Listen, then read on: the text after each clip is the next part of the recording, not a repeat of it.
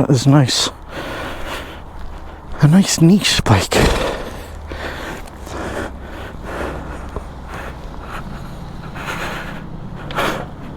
It's deceptively tall. Wow, that is tall.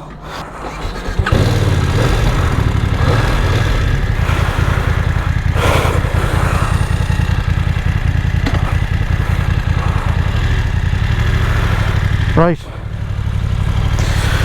So hello folks, and welcome to Adventure Bike Pilot. Now let me just get sorted here and I'll let you know what's happening. Right, so my god, this bike is tall. It looks tiny right before you get onto it, and then you get onto it and it's unbelievably tall. Now bear in mind, I am a short arse, but this is the F900 XR. My bike is going in for its annual service, even though it's only been driven 4 or 5 times since I bought the bloody thing. Thanks to bloody COVID. Well, I'm out of breath because, oh geez, I had some job getting it out of the shed. The brake calipers had seized up from sitting up for so long because of all these lockdowns. So, my god, I had some job getting it out. But it's gone in for its first annual service. So they're giving me this loaner bike. Come on. Anyway, so we sorry, as I was saying, yeah, so the bike has gone in for its service, its annual service, its first one. So they've given me this F900 XR. So I'm on my way home now. I didn't realise the bike was actually due its service in February, or sorry, end of January, start of February, so it's a few weeks overdue, but I haven't been driving the bike. It's at the garage. So I left it, but then I was talking to the dealers the other day and I explained to him why I wasn't bringing it in, and he said, no, for servicing of vehicles you're allowed to travel during the lockdown. We'll send you an appointment and you present it to the guards if you're stopped. So I said, God, well then I might as well get the bike in and get it done, because it's looking like we may be on our way out of this, even though the numbers are still relatively high. The vaccine is here, although being managed very poorly by our government, as I think it is happening with all governments, but ours seem to be completely incompetent. Lastminute.com. But what they're telling us now is that from April onwards, that's only like 4 weeks away, that they get 1 million doses a month. And for a country with a population of only about 4.5, 5 million people, that means things will really speed up. So the lockdown has been extended to the 5th of April, which is only just over 4 weeks away. So in 4 weeks we should be able to get some sort of riding done. But hey, so I might as well get the bike serviced now and have her ready. But I was curious about it. I wasn't sure what the hell they were going to give me to ride home on. So I was pleasantly surprised when he handed me the keys to this yoke. And yeah, nice bike. There's not a lot to it. It's very stripped down. Similar TFT monitor. The screen's a bit small, particularly for a motorway like this. But it's very sharp. Very tall as well, deceptively tall. But it's a nice smooth ride. Let's put it through its paces here. Oh, great sound off it.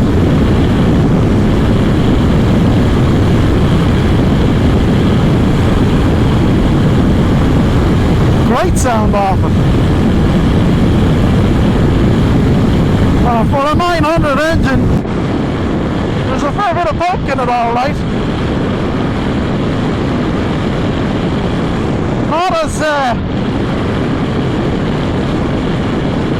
sharp and not as powerful, obviously, as the 1250. The GSs these days, particularly the 1250, are unbelievably powerful compared to the old air-cooled ones that I used to have. But this is nice. This is very nice. I wouldn't say you go on too long a journey with this seat. It's quite hard. It's like a bench.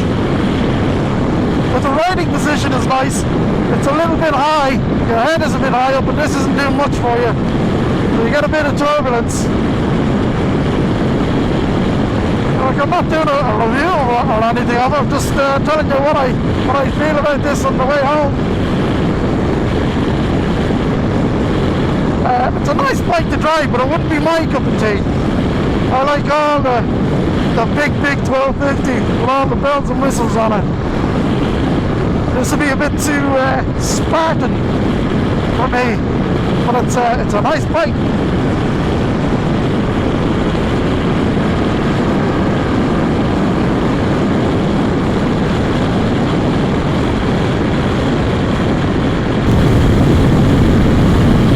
Yeah, she lacks the top end of the 1250, obviously.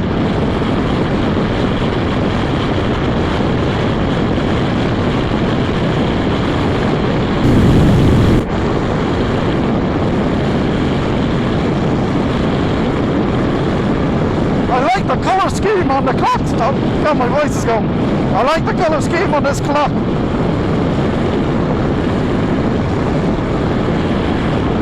There's not as much on it. It's not as busy as the GS's.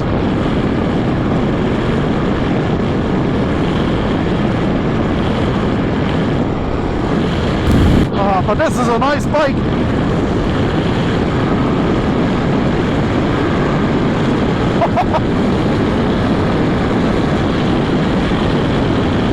If it wasn't so tall, this would be a great little second bike for running around on, you know, doing the back streets.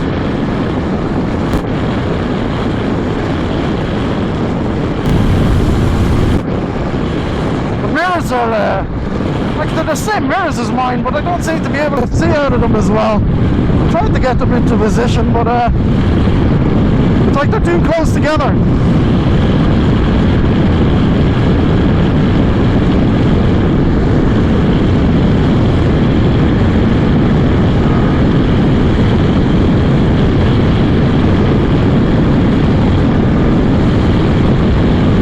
I can't get over how very smooth the engine is though. Very nice.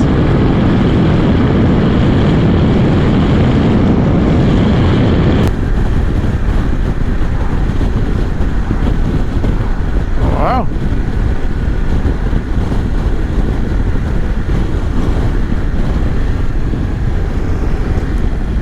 Alright, a huge Garda presence there. They must be going off to set up a roadblock somewhere for the old COVID.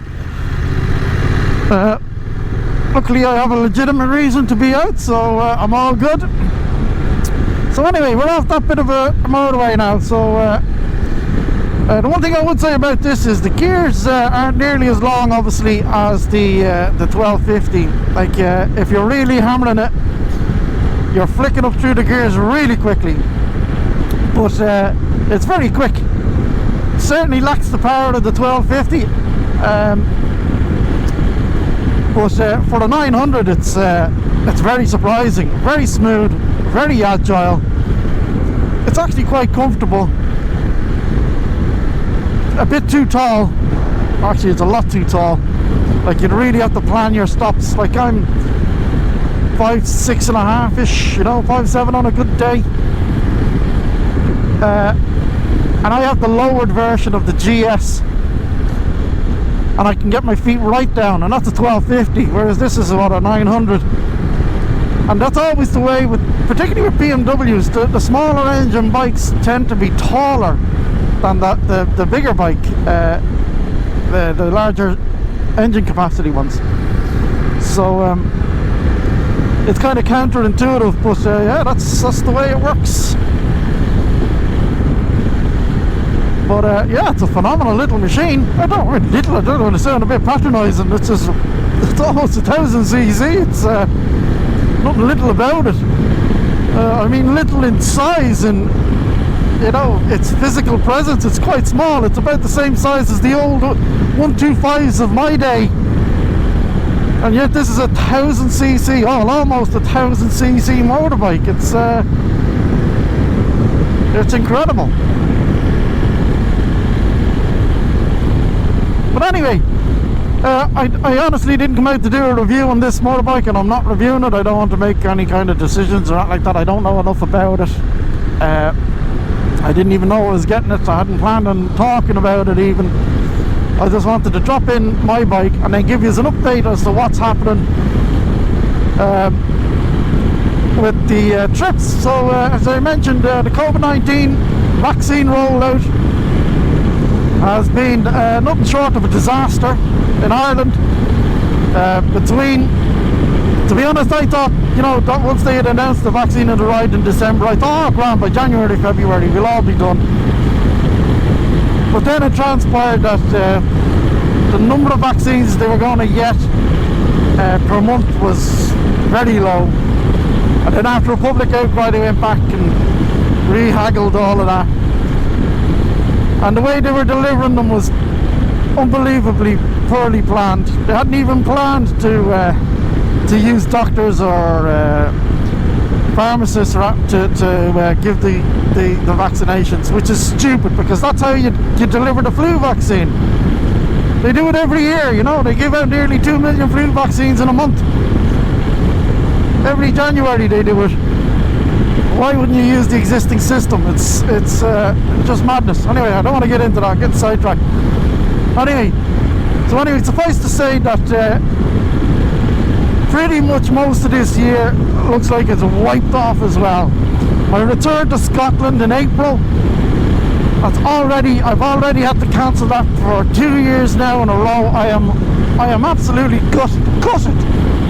I was living to get back to Scotland. I was absolutely daydreaming about it.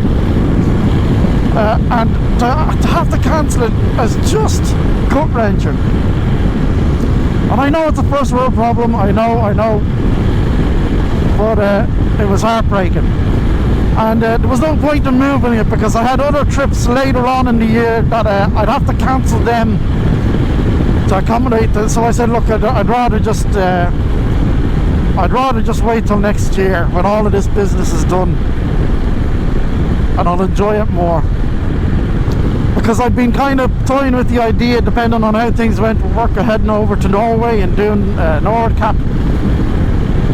But that's just it's just gone. There's no point in even thinking about any kind of international travel until all of this business is done and dusted, you know, because there's no point. Norway would be a very, very expensive trip to have it done under the many lockdowns that are currently happening.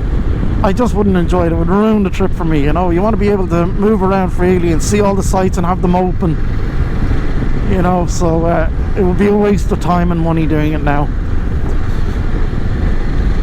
I'll put it on the back burner for maybe next year or the year after or something. It's just not going to happen. So what I am hopeful of is that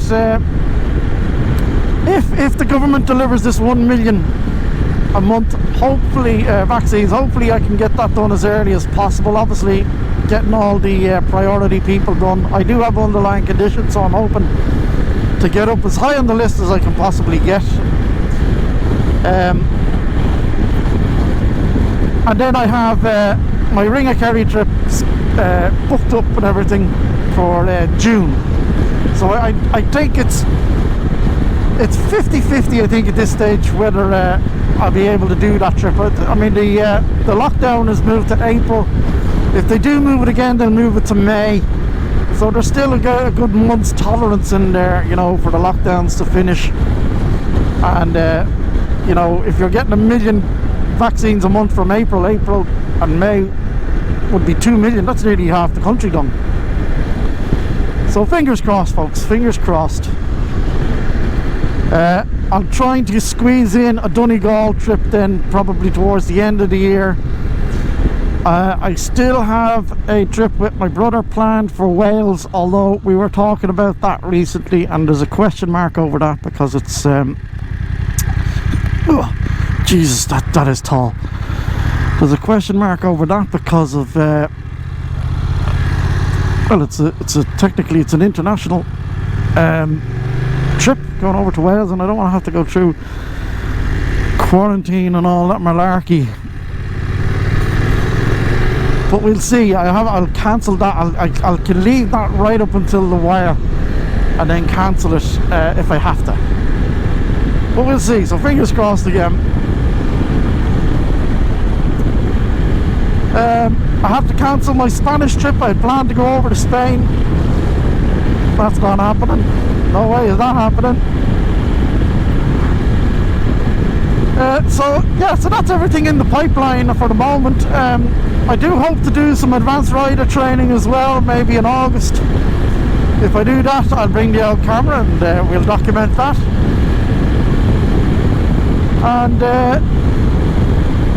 And then hopefully, as the vaccine rolls out and the country and the world starts to open up a bit more, I'll try and squeeze a few more bits and bobs in. So that's the plan. That is the plan, lads. I've been trying to make as much content as I can, but it's very hard. It's very hard. I see that one of the vloggers that I follow religiously, Itchy Boots, she's been very quiet for the last few months, living in the Netherlands, and she posted a new video there for the first time in months last night to say she's moving to South Africa. I have to admire the freedom and flexibility she has in her life, that she's able to do that. That's fantastic, because literally her home is on the road. It's an amazing lifestyle, absolutely amazing. So yeah, so that's my update, guys. So I won't keep you. I'm going to take these little back roads all the way home, and hopefully the bike will be ready in about an hour or two, and then we go pick her up, and I might talk to you again then and see how we're getting on. So I'll talk to you soon, folks. Take care. Pull in and have a proper look at this. I didn't really get a chance to have a look at it.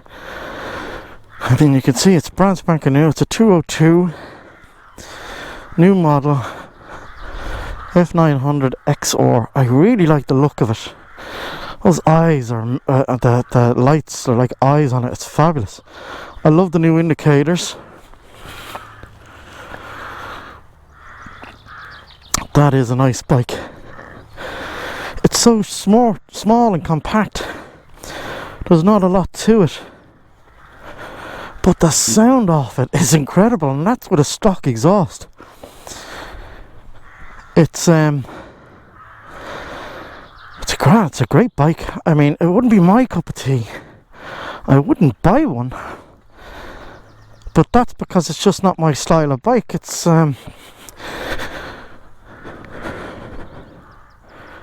It's just not my bag, but I can appreciate why somebody would like one.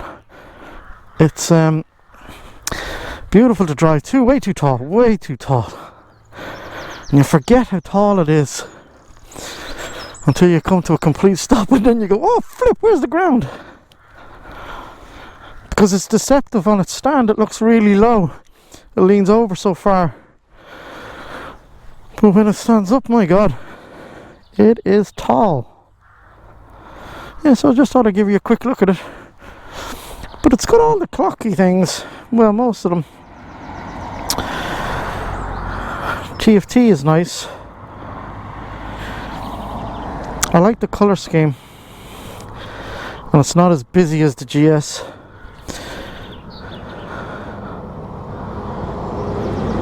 It's a nice bike. I like this rev counter on it. Very nice. Anyway, I just thought I'd give you a proper look at it. I know I keep comparing it to the GS, and it's not a fair comparison. I mean, they're two totally different bikes that do two totally different jobs, with a massive gap in engine capacity. Oh Jesus. And with rubber on the foot pegs. Now I know why. Oh, there you want me, Todd. Now I know why the rubber isn't on the foot pegs on the GS, because I'd be dead by now if it was. Hear the sound of it. That is savage. Now, that's the one thing I would say. I've always said it about the GS. It sounds like a van or a tractor. I wish it sounded like this. This is cool. This sounds the bomb.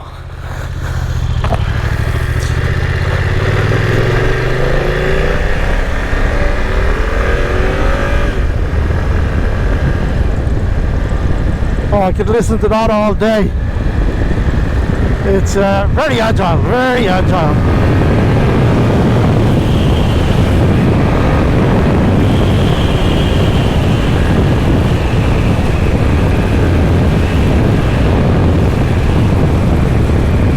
Yeah, unbelievably quick on the lowdown. It tops out much sooner than the GS, obviously, but on these back roads, it is fun.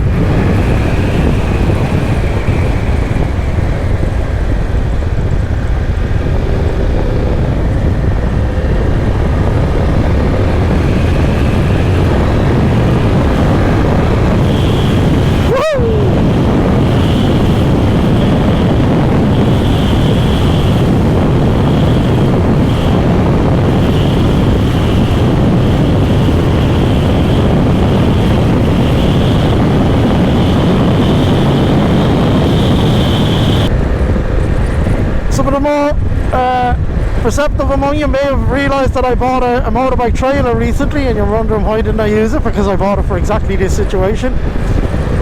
But I only realised last night that I hadn't bought the straps to strap the bike down. Otherwise I would have done that, but to be honest with you, kind of happy I didn't, because it's a great way of having a go on one of these bikes. When he said that he had a bike to give me, I thought, well, actually that's a bit easier, isn't it?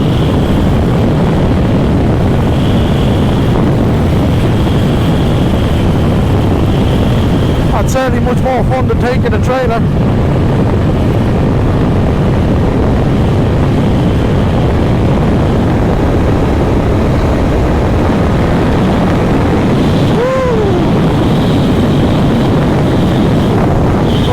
Gives a bit of crack.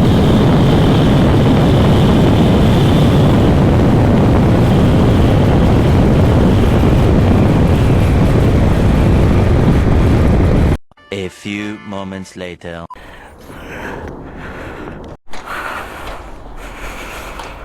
Right.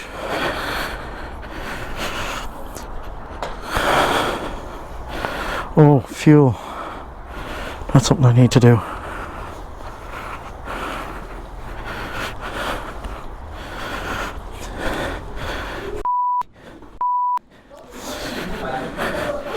Where's the nearest petrol station? There's one just down the road actually. If you go down to this traffic light and swing a right, next to the traffic light, swing a left, there's a petrol station just there. Perfect, thank you.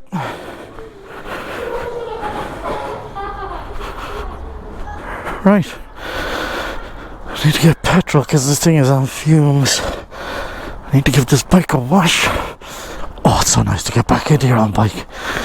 Oh, that's so much nicer.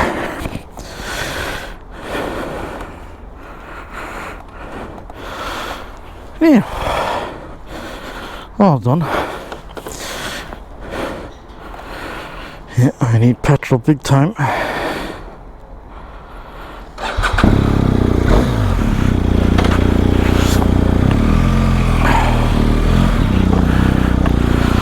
Now, so she had a full service and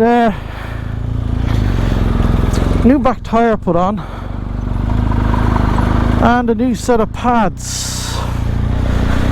The rear pads were really worn.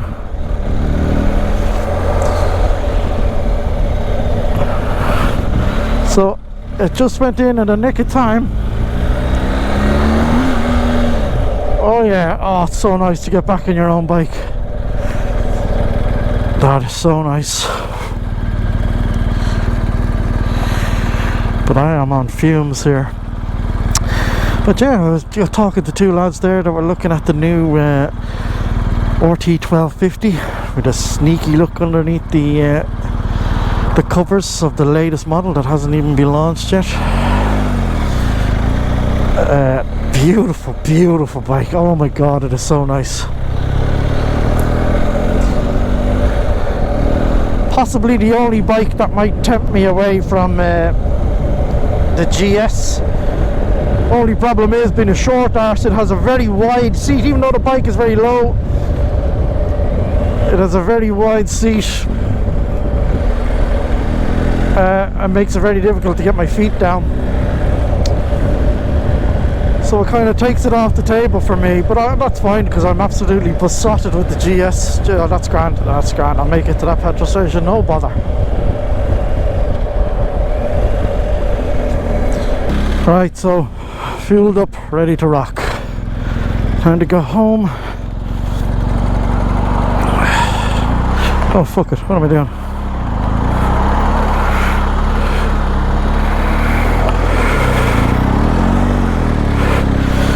Nearly going to go turn the wrong way into the bloody motorway there.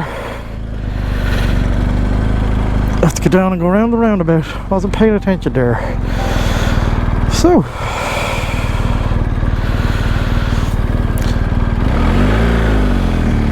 anyway, as I was saying,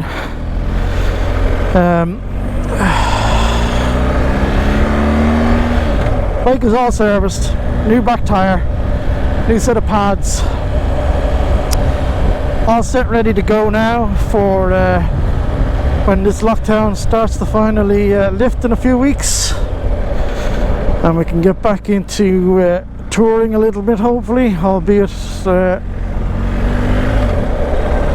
somewhat modified and restricted.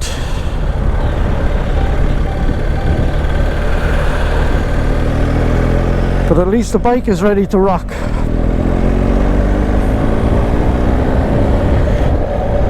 Yeah, so as I say, I met two chaps there just as I was leaving. They were looking at the new RT1250, the latest model. We took a sneak peek under the covers. Very nice looking machine. Very nice chaps. Obviously must be in the market for a new RT. Can't go wrong. But it's great. That's what I love about motorbiking, you know. You just start chatting and, you know, it's great. It's a great way to meet new people. It's fantastic. People just start talking to you. I love motorbikes. He's in a hurry.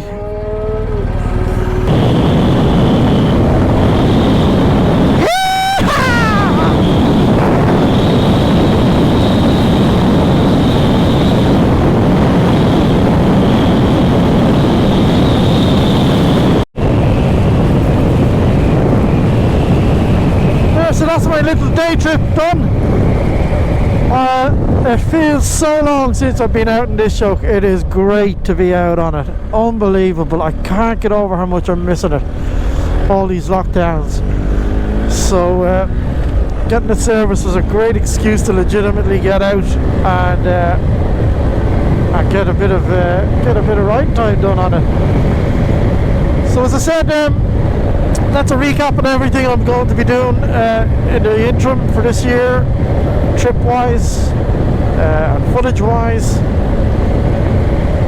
I'll press on with doing my videos on the routes, so I got a great reception to the last one on Donegal. So I have to finish that out. Hopefully I'll have that soon. It might have even been out before this one.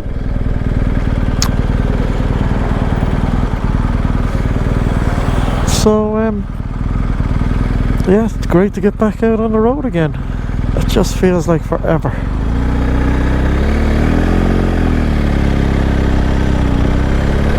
And it's great to have the bike serviced, ready to rock. All I have to do now is wait for the lockdown to lift, pack a couple of bags and boom! Gone!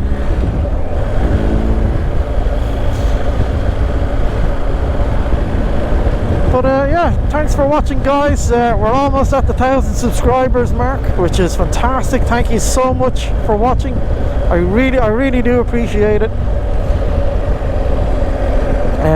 Keep all your comments coming. I like getting comments. Unless, of course, you've got something negative to say, then just keep it to yourself.